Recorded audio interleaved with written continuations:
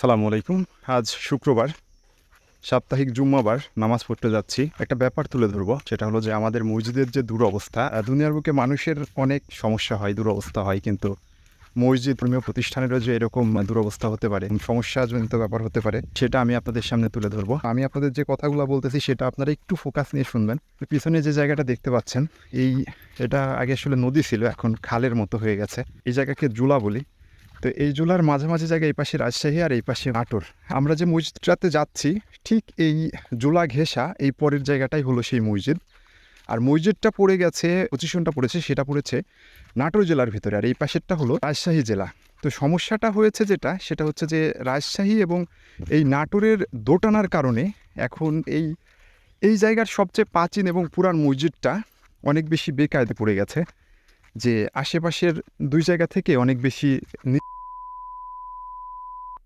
যেটাই বলা চলে আর কি, দুরূহ অবস্থা। যে এই মসজিদে আসলে সেভাবে রাজশাহীর জেলার কেউ, বাঘাচারঘাটের কেউ হেল্প করতে পারছে না। বিশেষ করে যে অনুদান আসে কিংবা ফান্ড আসে সেটা আসতেছে না। আবার ওই পাশের যে ঝামেলাটা হয়েছে সেটা হলো ওই পাশে এই সাধুপাড়ার ওই সাইডটাতে, এটা আসলে সাধুপাড়া অমরপুর কিংবা অমরপুর সাধুপাড়া জামে মসজিদ। একসময় সব থেকে প্রাচীন মসজিদ, এই আশেপাশের যে মসজিদগুলো ছিল সবচেয়ে প্রাচীন মসজিদ। এখানে দেখতে পাচ্ছেন যে রাস্তাও শেষ হয়ে গেছে, অর্থাৎ বাঘাচারঘাট কিংবা রাজশাহী জেলার যে ইয়েটা আছে সেটার কিন্তু রাস্তা শেষ হয়ে গেছে, রাস্তাটা ওই ব্রিজ পর্যন্তও হয়নি। তার মানে এখানে দ্বন্দ্বটা কিংবা সমস্যাটা কত প্রখর কিংবা কত সেন্সিটিভ বিষয়টা বুঝেন। তো এই যে এখন আমরা মনে করেন অলমোস্ট নাটোরের ভিতর ঢুকে গেছে, আর মসজিদটা হলো ওটা। তো এই মসজিদের থেকে 300 মিটার দূরত্ব না, 200 মিটারেরও কম দূরত্বে রয়েছে আর একটা মসজিদ, সাধুপাড়া বাজার জামে মসজিদ। হ্যাঁ, কিন্তু এই সাধুপাড়া অমরপুর কিংবা অমরপুর সাধুপাড়া এই মসজিদটাকে আসলে এই দুরবস্থা থেকে উদ্ধার করা কিংবা করার মতো কেউ নাই। কারণ যেটা বললাম যে এই বাঘাচারঘাটের কোনো সহযোগিতা কিংবা কোনো হেল্পই কিন্তু এখানে আসছে না, আসা সম্ভব হচ্ছে না, এবং আসলেও ব্যক্তি পর্যায়ে আসলেও সেটা খুব কম হচ্ছে। কিন্তু নাটোর থেকে আসবে সেটাও হচ্ছে না, কারণ এই পাশে আরও অনেকগুলা মসজিদ থেকে গেছে, কিংবা যেভাবে ফান্ডটা আসার দরকার কিংবা যারা ফান্ডটা কালেক্ট করবে সেই কালেকশনটা প্রপারলি করা যাচ্ছে না কিংবা হচ্ছে না, কিংবা সেভাবে কোনো মানুষ নেই। তো এই অবস্থাতে এই মসজিদটা ভাঙা অবস্থায় আছে। দেখতে পাচ্ছেন বর্ষার সিজন চলতেছে, এখানে ভেঙে আছে। এইভাবে মানুষজন আসলে নামাজ পড়তেছে। ভিতরে মাত্র 20 থেকে 22 জন কিংবা 25 জন, খুব ঠাসাঠাসি করে হলেও 30 থেকে 35 জনের বসার ব্যবস্থা। এই মসজিদে মিনিমাম 100+ মানুষ হয়। তো এখানে মসজিদটার কাজ শুরু করে দেওয়া হয়েছে, কিন্তু কাজ থমকে গেছে, কারণ যে ব্যয়ভার বহন করা দরকার কিংবা যে ব্যয়ভারটা করা দরকার, টেনে নেওয়া যাওয়া দরকার, সেটা হচ্ছে না। মসজিদটা প্রায় ঈদের আগে থেকে এইভাবে সামনে কাজ ধরা হয়েছে, কিন্তু কোনোভাবে অগ্রগতি হচ্ছে না, কারণ অর্থের যে প্রাচুর্যতা দরকার সেটা নাই। এবং রাষ্ট্রীয়ভাবে কিংবা এই অনেক পুরনো যে মসজিদটা আছে সেটাকে এগিয়ে নেওয়ার জন্যে যে ব্যবস্থা করা দরকার সেটা কিন্তু কোনোভাবে সাধিত হচ্ছে না। তো এই ভিডিওর মাধ্যমে যদি আপনারা পসিবল হয় এটা শেয়ার করে দিবেন এবং লক্ষ লক্ষ হাজার হাজার মানুষের কাছে পৌঁছাই দিবেন যে এই ধরনের পুরাকীর্তি সংরক্ষণ করার জন্য হলেও সবাই যেন ব্যক্তি পর্যায়ে যদি এগিয়ে আসে, তাহলে আমরা আশা করছি যে এই দুরবস্থা থেকে এই মসজিদটাকে কিংবা এই জায়গাটাকে করতে পারবো। দেখতে পাচ্ছেন যে কী অবস্থা, মসজিদের ভিতরের মানুষ অলরেডি ভরে গেছে। এখন আমরা এই মসজিদের ইমামের কথা শুনবো। তো চলুন শুনে নেওয়া যাক তার মুখ থেকেই এই মসজিদের সমস্যা নিয়ে এবং বিস্তারিত কাজের আপডেট নিয়ে কিছু কথা। তো চলুন শোনা যাক। আলহামদুলিল্লাহ, আমাদের দুই মহল্লা বহু প্রাচীন ঐতিহাসিক এক মসজিদ। লোক না ধরার কারণে আমরা মসজিদের পূর্ব দিকে আরও 3 কাতার বাড়ানোর জন্য উদ্যোগ নিয়েছি।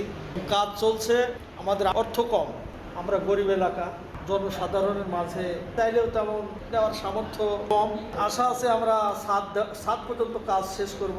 আপনাদের সকলের কাছেই আর্থিক সহায়তার জন্য আবেদন, যদি আপনাদের মনে চায়, প্রাণে চাই, আল্লাহর রাস্তায় কিছু মুক্ত হস্তে দান করবেন, তাহলে হয়তো আমরা উপকৃত হব। আমাদের মহল্লায় দেশে তেমন ধনাঢ্য ব্যক্তি নাই যে একজন সে কাজটা বহন করবে, দেওয়ার মতো উপযুক্ত মানুষ কি লোক আমি দেখতেছি না। তথাপি যদি আপনাদের মনোব্রত হয় যে ঐতিহাসিক এক প্রাচীন মসজিদ অবহেলিত হয়ে আছে, যদি আপনারা কিছু দান করেন আমরা একটু উপকৃত হব।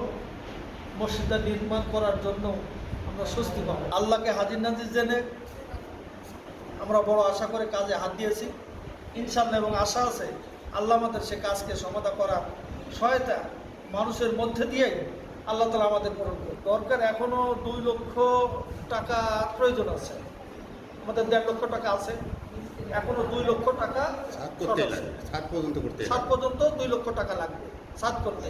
তারপরে আনুষঙ্গিক আরো অনেক কাজ আছে, কাজের তো শেষ নাই। ছাদটা শেষ করতে আমাদের আরো 2 লক্ষ টাকা প্রয়োজন। সমস্যা, খুবই সমস্যা হয়ে আছে, মানুষ ধরছে না, তবু কোনো রকম উপস্থিত ওই পার্টি বিছায়া জায়নামাজ বিছায় কোনো রকম নামাজটা শেষ করা হচ্ছে। আমরা এই সমস্যার মধ্যে আছি। যত দ্রুত আমাদের যদি টাকা হইতো তত দ্রুত কাজটা শেষ করে মুসল্লিগণ বসার জন্য একটা সুযোগ সুবিধা হতো, কিন্তু সে সুযোগ আমাদের নাই, আর্থিক কম বিদায় আমরা পারতেছি না। তা আমরা সকলের কাছে দাবি করতেছি না, যেমন এই ঘরটাই এখন নির্মাণ করার দরকার, যে প্লাস্টার চটে যাচ্ছে, নোনা ধরেছে, এবং সাইডে আরও সুরকাম করার দরকার, রং লাগানোর দরকার। ওই টাইলস সামনে একটুখানি করেছি, আর তারপরে আর করতে পারিনি আর্থিক সমস্যার কারণে। এই যে প্রাচীন যে মসজিদ আমরা চাচ্ছি না যেটা ভেঙে আবার নতুনভাবে গড়ুক। এই মসজিদ আসলে এত আরামদায়ক, যদি যতই প্রচণ্ড গরম হোক না কেন, আসবেন, বসবেন, ফ্যান চালু করবেন, মনে হয় যে এসির মধ্যে বসে আছি, এত আরামদায়ক ঘর। এই জন্য ভাঙতে দিতে চাচ্ছি না। এই জন্যই পূর্ব দিকে আরও 3 কাতার সহ একটা মসজিদ তৈরি করার একই সাথে আমরা চেষ্টা করতেছি, এবং যে আসে সে পছন্দ করে যে আসলে এত সুন্দর মসজিদ এই জায়গায় অবহেলিত হয়ে আছে, আমরা কেউ কোনোদিন দেখিনি। অনেকে আসছে, অনেকেই এসে দেখে গেছে, কিন্তু দেখার পরেও দেখা যাচ্ছে কোনো আমরা সহায়তা পাইনি। এ হলো আমাদের সমস্যা। অনেকেই কয় দেখবো দেখি কিছু করা যায় কি না, অনেক তারা ওই আশাই দিয়ে যায়, কিন্তু আমরা সে ভরসা পাই না। ভিডিওটা যে যেখান থেকে দেখবেন, আপনাদের সবার কাছে একটা আশা, যারা এই মসজিদকে চেনেন, জানেন, চেনেন না, চেনার বাহিরেও আসলে এই মসজিদের অনেক দুরবস্থা আপনারা দেখতে পাচ্ছেন, দেখলেন এতক্ষণ ধরে ভিডিওতে। অবশ্যই যদি পারেন সরাসরি এসে সহযোগিতা করবেন, আর যদি সম্ভব হয় যে কেউ মোবাইলের মাধ্যমে যোগাযোগ করে সাহায্য সহযোগিতা পাঠাবেন, হুজুরের মুখ থেকে হুজুরের নাম এবং মোবাইল নাম্বারটা নেবেন, তার সঙ্গে যোগাযোগ করে বড় অঙ্কের টাকা যদি পাঠাতে চান, চাইলে ব্যাংক নাম্বার কিংবা ডিটেলস নিয়ে নেবেন। একটু হুজুর আপনার নাম এবং মোবাইল নাম্বারটা বলেন। আমার নাম মোহাম্মদ মমতাজ আলী সরকার, মোবাইল নাম্বার 01722 30 86 54। সাধুপাড়া ওমরপুর এই প্রাগৈতিহাসিক এই পুরাকীর্তি যেটাকে বলে, সত্যিই নিদারুণ একটা সুন্দর জায়গা। এই জায়গা থেকে আজকের মতো বিদায় বলছি। আপনারা অবশ্যই যারা এই ভিডিওটা দেখবেন সবাই শেয়ার করবেন, বেশি বেশি জায়গায় শেয়ার করবেন, এবং এই মানে দুস্থ অবস্থা থেকে এই মসজিদটাকে আমরা বের করার জন্য যে যার অবস্থান থেকে অবশ্যই কাজে লাগবে ইনশাল্লাহ।